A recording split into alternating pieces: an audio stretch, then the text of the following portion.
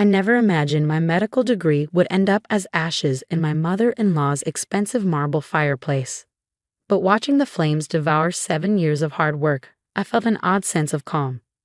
Patricia Wilson had finally gone too far. There, she said, brushing her hands together like she'd just disposed of trash. Now you can stop pretending to be something you're not.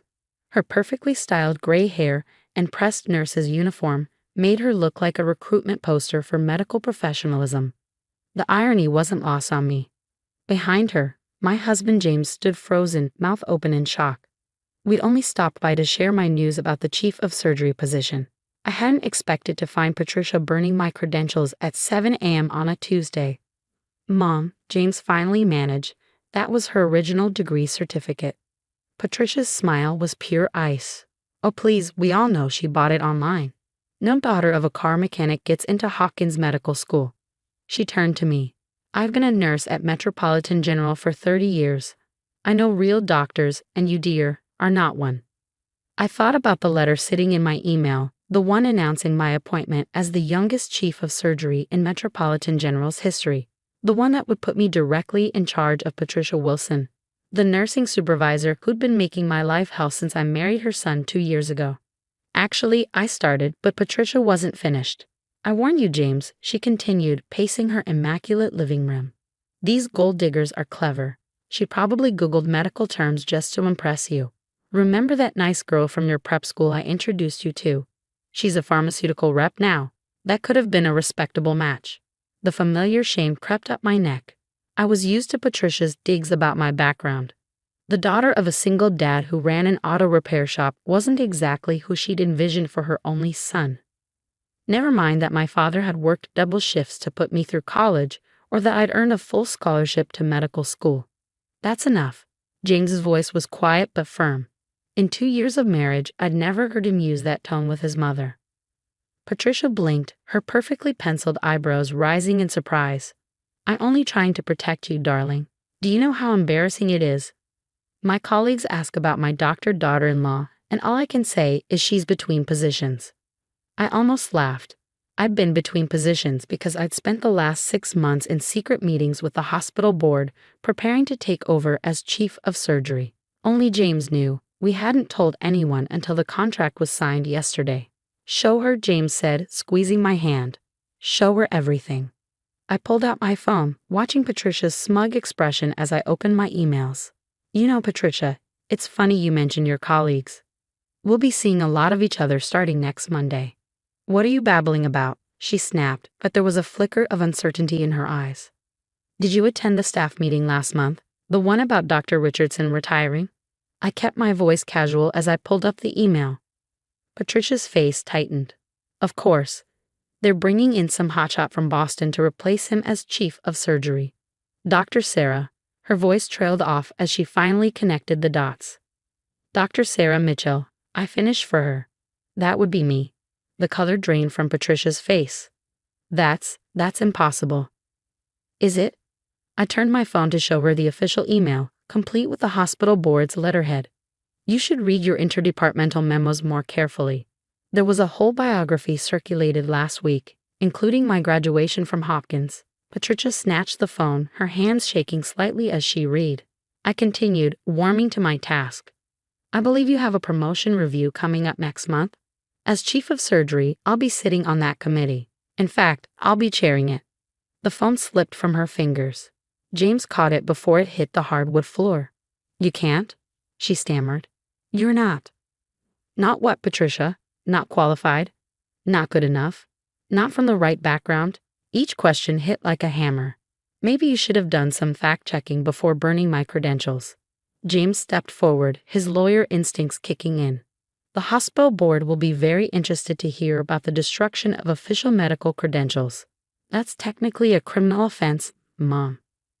Patricia sank onto her pristine white sofa, her nurse's uniform suddenly looking less crisp. I was only trying to protect your son. I finished. By destroying his wife's property, by attempting to sabotage her career. The grandfather clock in the corner ticked loudly in the silence. Through the bay window, I could see Patricia's prized roses swaying in the morning breeze, as perfectly manicured as their owner usually was. I think James said carefully, we should go. Mom, I suggest you take some time to think about how you want to handle this professionally going forward. Patricia's face crumpled, but for once I felt no sympathy. 2 years of snide remarks, subtle sabotage, and social humiliation had led to this moment. One more thing, I said, pausing at the door. That nice prep school girl you wanted James to marry? Jessica Thompson. She interviewed for a pharmaceutical contract with Metropolitan last week. I smiled sweetly. Guess who heads the hospital's pharmaceutical committee now? We left Patricia sitting there, surrounded by the ashes of my degree and the ruins of her assumptions. In the car, James let out a long breath. I'm so sorry, he started, but I cut him off. Don't, you're not responsible for her actions. He gripped the steering wheel. I should have stood up to her sooner. All these years, watching her treat you like this. I touched his arm. What matters is you stood up to her today. Besides, I couldn't help smiling. Karma has a way of working things out. Dr. Mitchell, chief of surgery, he grinned, has a nice ring to it. As we drove away from Patricia's perfectly maintained Victorian house, I thought about Monday morning when I'd walk into Metropolitan General Hospital wearing my new white coat with chief of surgery embroidered under my name. Patricia would be there, in her supervisor's uniform, having to introduce me to her nursing staff as her superior. Sometimes I muse, the best revenge isn't served cold, it's served with a side of professional authority and a garnish of karmic justice. But something told me this was just the beginning. Patricia Wilson hadn't maintained her iron grip on family control for 30 years by giving up easily. As we turned onto the main road, my phone buzzed with a text from an unknown number. Your office is ready for inspection, Dr. Mitchell. It read. Nurse Wilson has personally overseen the preparations. I showed James the message. His jaw tightened. Ready for part 2? He asked. I smiled, already imagining what surprises Patricia had in store. Bring it on. Walking into Metropolitan General Hospital as chief of surgery felt surreal. The same halls I'd avoided for 2 years, trying to minimize encounters with Patricia, were now my domain. The click of my heels against the polished floor echoed with authority, and I noticed staff members doing double takes as I passed. Dr. Mitchell, Dr. Anderson, the hospital director, hurried to greet me. We're so excited to have you on board. Nurse Wilson has been here since dawn preparing your office. Of course she had been. James had offered to come with me, but this was a battle I needed to fight alone. I'm sure she has, I smiled. Shall we? The chief's office was on the top floor, with views overlooking the city. As we approached, I could hear Patricia's voice giving rapid-fire instructions. The personal items need to go. It's unprofessional. And that computer setup is all wrong. Dr. Richardson never. Actually, I interrupted, stepping into the doorway. Dr. Richardson's retirement party was last week. This is my office now. Patricia spun around, nearly dropping the family photo she was removing from my desk. 2 junior nurses behind her looked terrified, clutching cleaning supplies. Ladies, I addressed the younger nurses. Thank you for your help, but I'll take it from here. They practically ran from the room, leaving me with Patricia and Dr. Anderson. My office had been transformed, all right, into a sterile, impersonal space that screamed temporary occupant. My personal items were boxed up, my ergonomic chair replaced with an ancient model, and my specialized computer setup dismantled. Just tidying up, Patricia said sweetly, making sure everything meets hospital standards. Dr. Anderson shifted uncomfortably. Well, I'll leave you ladies to sort out the office details. Dr. Mitchell, we have a board meeting at 11. The moment he left, Patricia's smile vanished. You may have fooled him with your credentials, but I know what you really are. I walked to my desk, noting the subtle sabotage, broken drawer handles, a wobbly chair leg, missing power cords. And what's that, Patricia? An opportunist, using my son to climb the social ladder. She placed her hands on my desk, leaning forward. This hospital has traditions, standards. We don't need some mechanic's daughter playing doctor. I met her gaze steadily. Interesting. Should we discuss this at the staff meeting? I'm sure everyone would love to hear your views on social mobility in medicine. Right after we review the security footage of you entering my office at 5 a.m. to sabotage my equipment. She paled slightly. You wouldn't. Try me. I began unpacking my box of unprofessional items. You know what I learned growing up in my dad's garage? how to spot someone tampering with equipment, how to document damage, how to prove intentional sabotage. My phone buzzed. A text from security confirming they preserved the morning's footage as requested. I turned the screen so Patricia could see it. "You're making a mistake," she hissed. "I know everyone here. One word from May." "One word about what?" I cut her off. "About how your daughter-in-law, the new chief of surgery, graduated top of her class at Hopkins. About how she completed her residency at Mayo Clinic. Or about how she just received a major research grant." I leaned forward. "Choose your words carefully, Patricia. Workplace harassment is a serious offense." A knock at the door interrupted us. "Dr. Mitchell?" A young nurse peeked in. "The Thompson Pharmaceutical presentation is starting." "Ah yes, Jessica Thompson, Patricia's preferred choice for James." "Thank you. I'll be right there." I turned back to Patricia. "You should come. I believe you championed their last contract." Patricia's face tightened. She'd been vocal about awarding contracts to Jessica's company, often overstepping her authority to influence decisions. The presentation room was packed when we arrived. Jessica stood at the front, her prep school polish slightly tarnished by nervousness. Her practiced smile faltered when she saw me. "Dr. Mitchell will be heading the pharmaceutical committee," Dr. Anderson announced.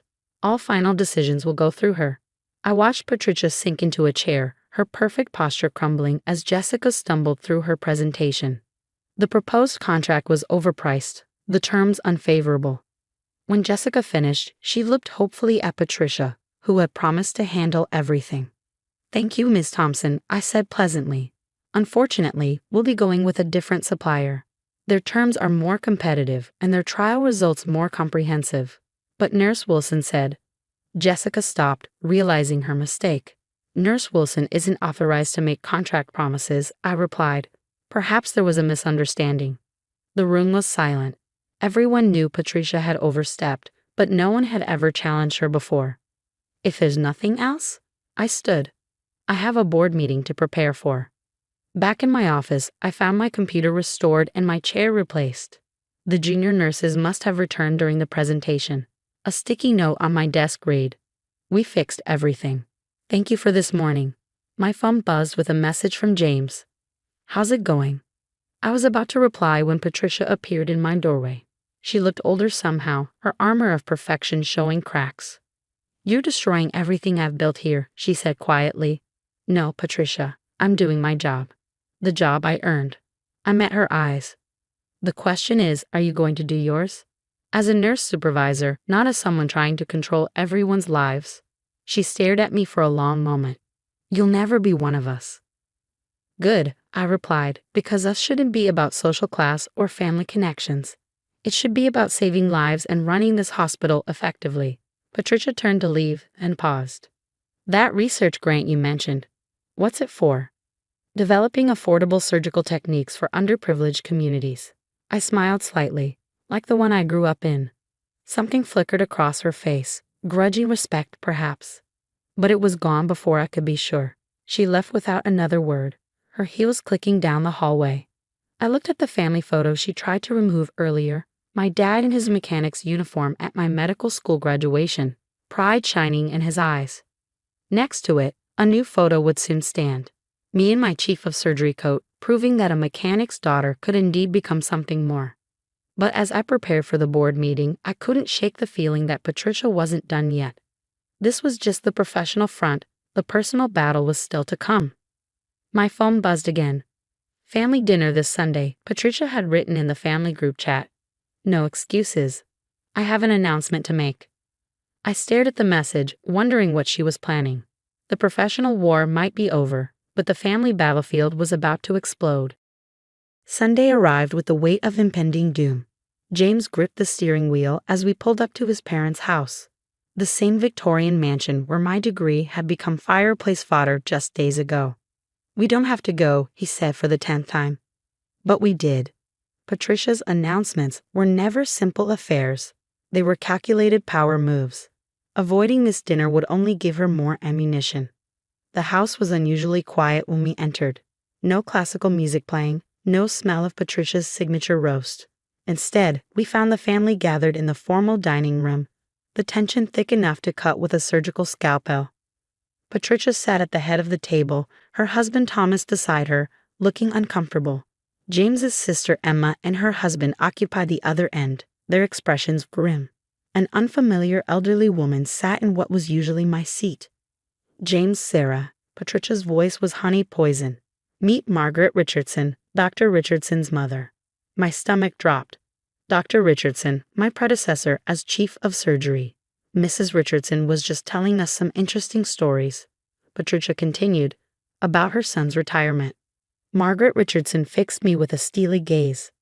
My son was pushed out, she declared, forced into early retirement by ambitious young doctors who couldn't wait their turn. I felt James tense beside me. We both knew the truth. Dr. Richardson had been asked to retire after multiple complaints about outdated practices and his refusal to modernize. Mom, James started, but Patricia raised her hand. Let Margaret finish. She's been on the hospital board for 30 years. I knew for a fact she'd stepped down last year, which meant. You didn't know that, did you, Dr. Mitchell? Patricia smiled. About Margaret's former position. Just like you didn't know she's my oldest friend. The setup became clear. Patricia had orchestrated this entire scene, thinking she found my weakness, hospital politics and old guard connections. But she'd made a crucial mistake. Actually, Mrs. Richardson, I said calmly, pulling out my phone, I have something you might want to see. I opened an email and handed it to her. Your son sent this last week. Margaret's eyes widened as she read. The email was Dr. Richardson's formal endorsement of me as his successor, praising my innovative approaches and dedication to patient care. But, she looked confused. Harold said he was forced. By the board, yes, I finished gently. But not by me. I was chosen after he recommended me. He said you were traveling in Europe when all this happened. Patricia's face went from triumphant to ashen as Margaret turned to her. Patricia, you told me Sarah orchestrated Harold's removal. That she threatened him. The room fell silent. Even Thomas looked shocked. I was protecting our hospital's legacy, Patricia said weakly. By lying to me, Margaret stood, her aristocratic bearing now turned against her friend. Harold specifically told me his successor was brilliant. He didn't mention it was your daughter-in-law. She turned to me. I owe you an apology, Dr. Mitchell, and Patricia, we'll discuss this later. After Margaret left, the silence was deafening. Emma was the first to speak. Mom, how could you? Patricia's facade finally cracked. I was losing everything, she whispered. My influence at the hospital, my son, our family's position. No, Mom, James said firmly. You were losing control. There's a difference. I watched my mother-in-law, this proud perfectionist woman who tried so hard to maintain her illusion of social superiority. In that moment, she looked small. You know what the irony is, Patricia? I said quietly. If you'd actually read my proposals for the hospital, you'd see I want to maintain its prestigious reputation. I just want to make that excellent care accessible to everyone, regardless of their background. Thomas cleared his throat. Like that research grant you mentioned. I nodded. We'll be partnering with community clinics, including one near my dad's old garage, bringing advanced surgical care to people who could never afford it before. Patricia struggled. That's actually quite impressive. It wasn't an apology, but from Patricia Wilson, it was seismic. Well, Emma stood up. Since there's no dinner, why don't we order pizza? Like we used to before Mom got obsessed with social status. To everyone's surprise, Patricia gave a shaky laugh. I suppose my coq au vin isn't what matters right now. As James called the pizza place, I watched Patricia move to the kitchen, her perfect posture slightly slouched. I followed her. You know, I said, leaning against the counter, the hospital needs someone to head up community outreach for the new surgical program. Someone who knows both the medical and social aspects of our community. She stilled. Are you offering me a job? I'm offering you a chance to be part of something bigger than social status. Your choice. Before she could respond, the doorbell rang, probably Margaret Richardson returning for round 2. But when Thomas opened the door, it was my father standing there, still in his work coveralls. Sorry to interrupt, he said, but I just finished Sarah's car service and thought I'd drop it off. Patricia looked between us, the mechanic father and his chief of surgery daughter, and something in her expression finally changed. Would you like to stay for pizza? She asked him. We're having a family dinner. Dad looked surprised, then smiled. Never could resist a good pizza. As we all gathered around the dining room table, Patricia Wilson sharing pizza with a mechanic, her perfect table settings forgotten. I realized sometimes the biggest victories come not from winning battles, but from changing the way the war is fought. James squeezed my hand under the table. "Think this peace will last?" he whispered. I watched Patricia actually laugh at one of my dad's car jokes. "Maybe not perfectly," I said, "but it's a start." And sometimes that's enough.